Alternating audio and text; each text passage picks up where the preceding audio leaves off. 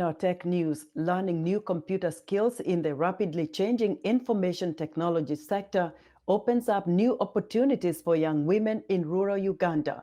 Philomera Hope Foundation Center, a youth-led initiative based on the island district of Kalangala on Lake Victoria in Uganda, helps end the gender technology gap by teaching women and girls IT skills. For more, Africa 54's technology correspondent Paul Ndiho spoke via Skype to Joseph Kayira, founder of the Philomera Hope Foundation Center in Uganda. Joseph Kayira, welcome to Africa 54. Thank you, Paul. I'm very humbled to be here. You run an organization that empowers young people, especially young women. Bring me up to speed. What have you been up to lately?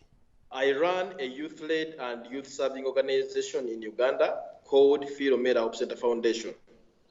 We basically seek to empower vulnerable young people through sexual reproductive health and rights, income-generating activities to enhance and improve their livelihood. We also support education for the very vulnerable in community by providing scholarships in the form of small bursaries and scholastic material to support the education. You talked about how you run an innovation hub for young women. You're trying to give them digital skills.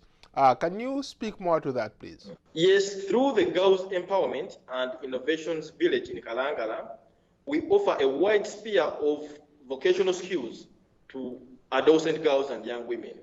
Our target group is basically adolescent girls between 14 to 27 years. We believe those are the most vulnerable in society. They're always taken advantage of, and they are at risk of acquiring HIV and other related infections. So we basically want to empower them to become self-reliant and sustain their lives and live up to their full potential. How did you get started? We started as a weekend outreach program with my friends from university, Makerere University, Kampala. We used to make those routine school outreaches in different schools around central Uganda, in districts of the island district of Kalangala in Lake Victoria and Mubende, to reach out to our fellow young people, address issues affecting them, and basically help them stay and finish school. When you're talking to me, you said that you've had one very successful program where you train some of these girls. What kind of skills do you give to these young girls who show up at your doorsteps? There are very many vulnerable people and in remote areas of the country that have even never gotten a chance to see what a computer looks like. I have to tell you, we teach young girls from basics. That is to say, computer hardware. Somebody is taught about the CPU. Somebody is taught about the mouse. Somebody is taught about the keyboard. Somebody is able to feel it, to touch it.